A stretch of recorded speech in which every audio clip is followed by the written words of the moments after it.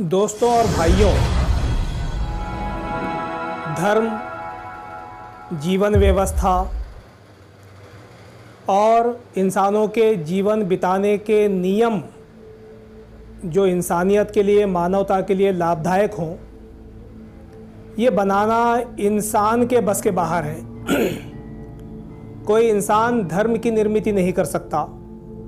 कोई इंसान ऐसी नियमावली या ऐसी जीवन व्यवस्था नहीं बना सकता जो मानवता के लिए कल्याणकारी साबित हो। ये काम केवल हम सब का निर्मित करता है। और धर्म या जीवन व्यवस्था, धर्म व्यवस्था देना ये ईश्वर का काम है। ये हमारे निर्मित का काम है, क्योंकि एक निर्मिक ही अपनी निर्मिति के बारे में बहुत अच्छी तरह से जान सकता है। और उस जानकारी के कारण, क्योंकि वही निर्मिक है, वह ऐसी जीवन व्यवस्था दे सकता है जो इंसानियत के लिए, मानवता के लिए लाभदायक हो और जो उसकी समस्याओं का समाधान करने वाली हो।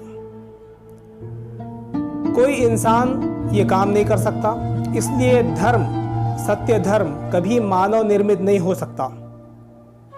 ऐसा नहीं हो सकता कि कोई बहुत बुद्धिजीवी इंसान बैठा और उसने और बहुत सारे बुद्धिजीवियों को जमा किया, एक कमेटी बनाई और उसने जो है तो ये तय किया कि हम एक अच्छा धर्म निर्माण करेंगे, हम एक अच्छी जीवन व्यवस्था निर्माण करेंगे, और उसने निर्माण कर ली और वो मानवता के लिए लाभदायक साबित हो। ऐसा नहीं हो सकता, क्योंकि इंसान की जो बुद्धि है वो बहरहाल लिमिटेड है। और बहुत सारे बुद्धिजीवी लोग भी मिलकर बैठ जाएं, तब भी उनकी सोच, उनकी मानसिकता, उनका व्यवहार, उनकी बुद्धि ये लिमिटेड रहेगी। और उसके माध्यम से जो भी नियम वो बनाएंगे या जो भी जीवन व्यवस्था वो निर्माण करना या धर्म निर्माण करना चाहेंगे, उसमें त्रुटि रहेगी, उसमें कमी रहेगी, उसमें नुक्स रहेगा।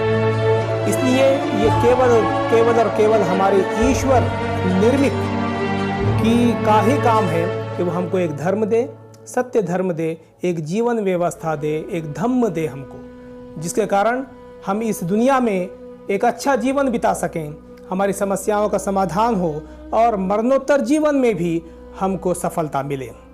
तो इस्लाम के संबंध में ये बात अच्छी तरह से जान लीजिए कि इस्लाम धर्म या इस्लामी जीवन व्यवस्था ये किसी मानव की निर्माण की हुई नहीं है, ये किसी इंसान की बनाई हुई नहीं है, ये किसी कमेटी की बनाई हुई नहीं है, या कुछ बुद्धिजीवी लोग बैठे और उन्होंने इस्लाम बनाया, इस्लाम धर्म बनाया, ऐसा नहीं है।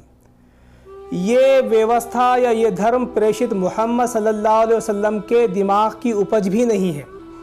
प्रेषित मोहम्मद सल्लल्लाहु अलैहि वसल्लम इस इस्लाम के बनाने वाले या व्यवस्थापक नहीं हैं। कुरान का जब आप अध्ययन करेंगे, प्रेषित मोहम्मद सल्लल्लाहु अलैहि वसल्लम के उपदेशों का जब आप अध्ययन करेंगे, तो आप साफ देखेंगे उसके अंदर कि ये जीवन व्यवस्था, ये धर्म जिसका नाम आज इस्लाम है, वो हम सब के निर्मित अल्लाह का दिया हुआ धर्म है। ये हम सब के ईश्वर का दिया हुआ धर्म है।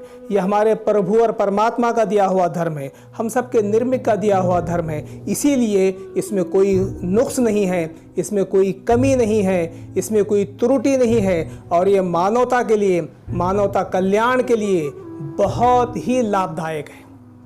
इसका उपयोग करके, इसका अनुकरण करके हम इस जीवन की समस्याओं का समाधान भी कर सकते हैं और मरणोत्तर जीवन की समस्याओं का समाधान भी हम कर सकते हैं।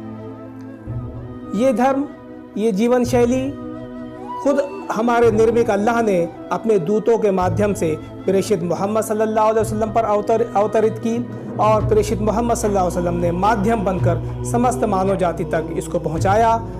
ये जीवन शैली ये कुरान की शक्ल में आज भी उपलब्ध है, प्रेषित मोहम्मद सल्लल्लाहु अलैहि वसल्लम के उपदेशों की शक्ल में आज भी उपलब्ध है। ये प्रेषित मोहम्मद सल्लल्लाहु अलैहि वसल्लम के मन की बात नहीं है, ये जो है तो उनके दिमाग की उपज नहीं है। प्रेषित मोहम्मद सल्लल्लाहु अलैहि वसल्लम ने इसे नहीं बनाया, ये हम सब बल्कि सारे इंसानों के निर्मित अल्लाह ने प्रेषित मोहम्मद सल्लल्लाहु अलैहि वसल्लम के माध्यम से ये धर्म हमको दिया, ये जीवन व्यवस्था हमको दी है।